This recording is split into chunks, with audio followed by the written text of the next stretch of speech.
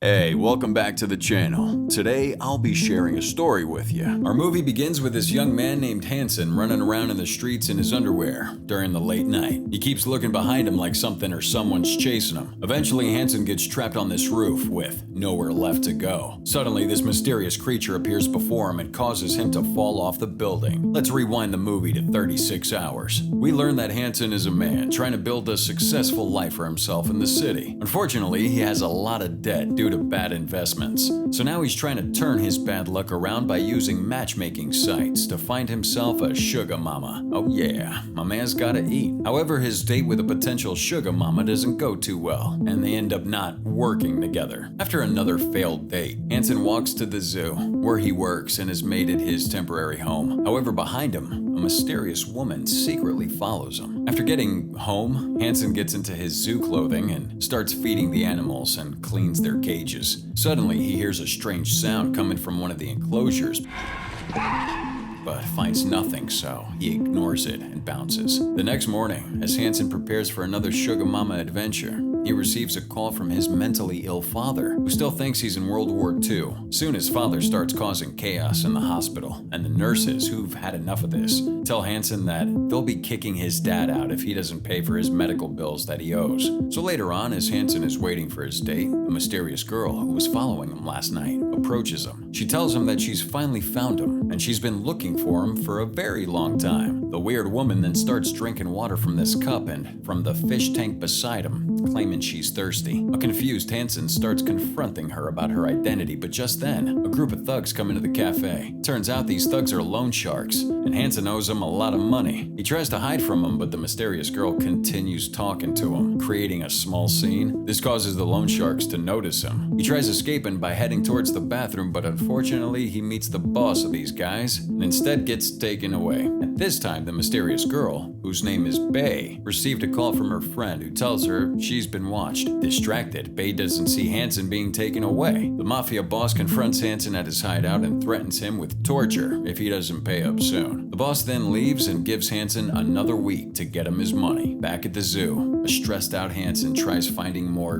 dates on his phone. Oh man, maybe he should try OnlyFans. Suddenly, Bay appears, scaring him off his seat. Bay starts asking him if he recognizes her and tells him she's a fox, but of course, Hanson thinks she's just crazy and tries to leave. But Bay starts revealing embarrassing moments in his childhood, scaring him further. She then goes on to tell him that when he was a kid, he had saved a fox from getting beaten to death, and that fox is her. Yeah, still unconvinced. Bay takes off her clothes and transforms into this giant white fox. That scared him, and after some struggle, he runs out of the zoo and into the streets, bringing us back to the start of the movie. On the rooftop, the fox attempts to calm Hanson down, but he grabs onto a loose hanging line and falls to his doom. But just then, a group of people dressed in suits save him. Turns out they're the Bureau of Transfiguration, tasked to keep supernatural beings away from normal humans. They had received news about this giant fox and had gone to address the matter. Somebody's ripping off Men in Black. After saving Hanson, the agents deploy microbugs on everyone who's close by to erase their memories of the giant fox.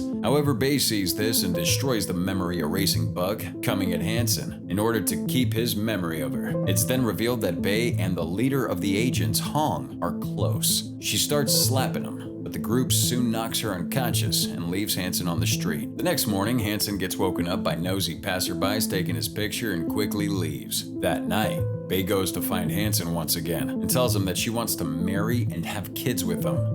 Looks like someone's a little desperate. Hanson, who obviously doesn't want to get together with this fox, picks up a stick and plays fetch with Bay instead in order to escape from her. But Bay uses her super speed and retrieves it easily. Hanson then tries playing fetch once again, this time with a rock, and successfully escapes. Meanwhile, the commissioner of the bureau, Zonga, visits Hong and his team to inquire about the capture of Bay. He's asking why Bay hasn't been caught yet and reminds him about the potential problems that might happen if this supernatural being interacts with humans for too long. The commissioner busts out his wings and threatens him, and turns one of Hong's agents into a small cat. Hate to be this guy's barber. Zonga then thanks the agents for their hard work and leaves. Elsewhere, Hanson goes on another date, where a young woman and her girlfriend is asking him to marry her so that she can get her family off her back. However, that meeting is interrupted by a furious Bay who tells these women that Hanson is her husband. Hanson tries to correct this situation, but the two women leave out of fear. So he angrily calls out Bay for ruining his chances of having a decent life. He tells her how much debt he's in and how marrying a rich woman is the only way to solve his problems. He then calls her a monster, thus breaking her heart and chasing her away. As Hanson is heading back home, he's approached by a masked man who explains that Bay is a mutation of a powerful alien DNA, making her extremely intelligent and dangerous to humans. It's then revealed that the masked man is actually the Commissioner. He gives Hanson a syringe with a serum, promising to help him financially if he injects Bay with it. So later that night, Hanson goes to find Bay to carry out that evil deed. Bay, who's trying to help raise money to pay off Hanson's debts, goes to a nightclub to dance. The rich men then offer large amounts of money to touch her legs, but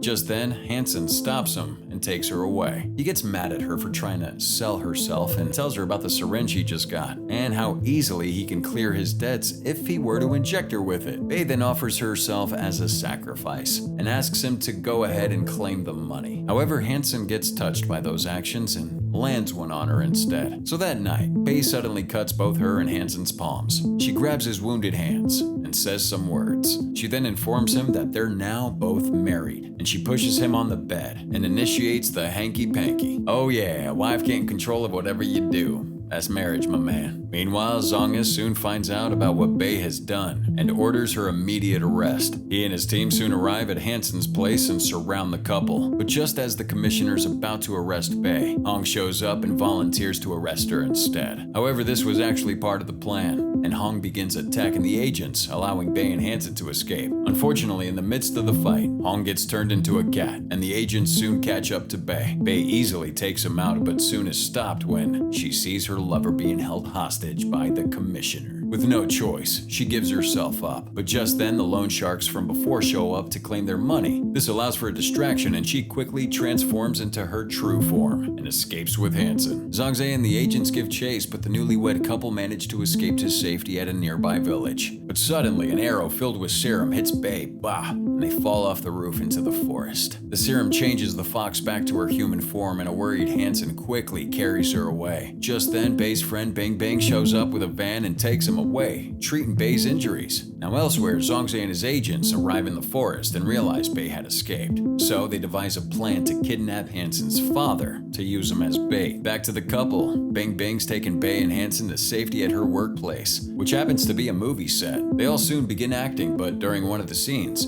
the director notices the makeup of one of the actors isn't done right. Turns out the actor is Zongze in disguise. After getting his makeup done right, the director carries on with the fight scene. During this time, Zongze takes the opportunity to chase after the couple. But as they're running away, Hanson sees his father on the ground. Zongze then holds his father as hostage and threatens him to inject the serum into Bay. Unable to do anything, Bay offers herself to Hanson and injects the serum into herself. She then screams in pain and passes out. Fast forward 3 months later, we see Hanson in a swanky new apartment with all his debts paid. He goes to visit his father and tells him that he can't find Bay anywhere, but his father tells him not to give up. Hanson then goes back to the zoo to reminisce about the times he had with Bay there, but he meets up with Hong, who'd gotten his body back. Hong blames him for what he'd done to Bay. He also tells him that Bay had gone insane and had been sent to an asylum for supernaturals. Hanson asks for Hong's help to bring him to supernatural world to find his wife, and the two devise a plan to do so. Hong brings Hanson to a bakery where the baker places this special dough on his face and magically transforms Hanson's face into the commissioner's. They sneak into the supernatural world and manage to convince the guards to bring him to Bay. However, Hanson is shocked to see that Bay had transformed into a hideous monster. Bay starts attacking and biting him. However, Hanson manages to bring Bay back to sanity after he reminds her who he is. After Bay finally remembers,